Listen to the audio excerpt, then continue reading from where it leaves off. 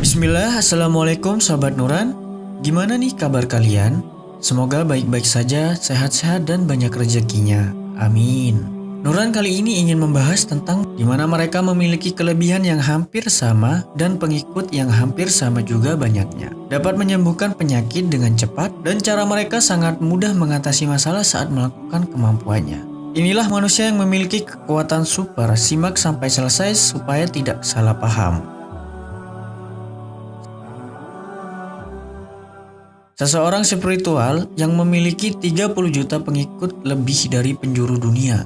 Dia adalah pemimpin sufi beragama Islam dan juga sebagai pemimpin tempat suci yang bernama Balawan Syarif yang berada di Pakistan. Untuk informasi lengkapnya siapa Khatib Hussein ini, bisa tonton di video Nuran sebelumnya. Nah, jadi gini, banyak sekali netizen yang berspekulasi atau beropini tentang perbuatan yang dilakukan oleh Khatib ini. Bermacam-macam komentar, ada yang menduga-duga, ada yang positif, ada juga yang negatif. Nuran di sini ingin meluruskan sedikit bahwa Khatib Hussein ini belum tentu sesat dan belum tentu juga benar apa yang dilakukannya. Kita semua netral. Dan kali ini Nuran ingin membicarakan tentang kekuatan dan kemampuannya saja. Nuran akan bandingkan kemampuan Khatib ini dengan manusia yang pernah terkenal sebelumnya. Manusia yang dianggap suci di negaranya sampai dia dianggap Tuhan. Dan banyak sekali ulama-ulama yang mengira itu adalah termasuk 30 dajjal kecil yang sudah keluar. Dan orang itu sudah meninggal pada tahun 2011, yaitu Sai Baba.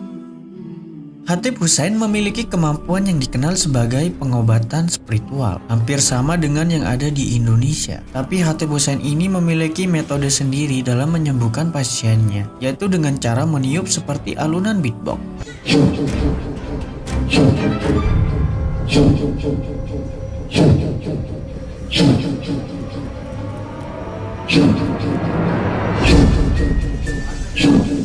Sebenarnya itu adalah suara tiupan mic menggunakan eko tinggi. Eko itu adalah bass. Saat kita menggunakan mic dengan eko tinggi, suara kita akan menggema.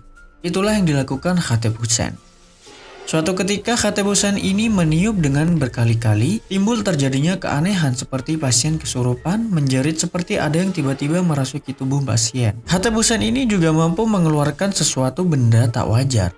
Di dalam salah satu videonya, Khatib Hussein mengeluarkan setumpukan besi seperti paku hitam dan pisau dengan ukuran yang lumayan gede. Dan Khatib Hussein ini juga mampu mengeluarkan kalung emas dari mata pasiennya. Tidak tahu sebabnya kenapa bisa mengeluarkan emas. Di dalam videonya ada seorang wanita, lalu benda-benda tak wajar yang dikeluarkannya adalah kalung emas, ada rantai dari matanya, dan ada juga benda rantai pisau dan lain-lainnya yang mengeluarkan dari mulutnya juga. Dan banyak lagi benda-benda aneh yang keluar dari tubuh si pasien. Khatib Hussein ini katanya disebut sebagai orang suci oleh masyarakat di Pakistan.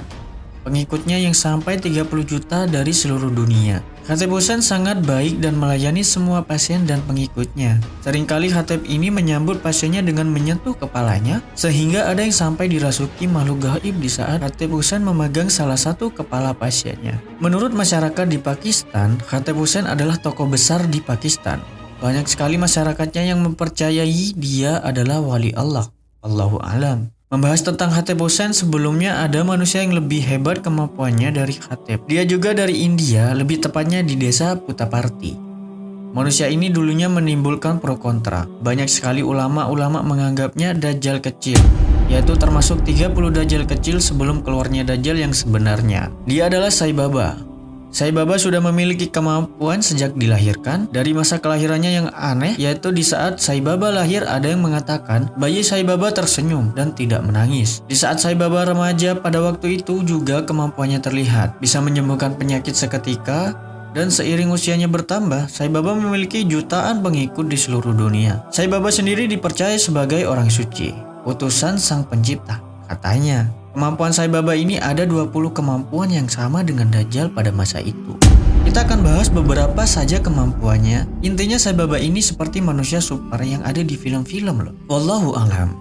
Sai Baba katanya pada masa itu memiliki kemampuan dapat berpindah-pindah di suatu negara ke negara lain dengan hitungan detik. Benar tidaknya, kemampuan itu sampai sekarang belum ada yang bisa dibuktikan, dan itu hanya perkataan dari salah satu pengikutnya saja. Dan Sai Baba memiliki kemampuan lainnya, yaitu dapat mengeluarkan air dari tanah dengan satu kali hentakan kaki saja di atas tanah.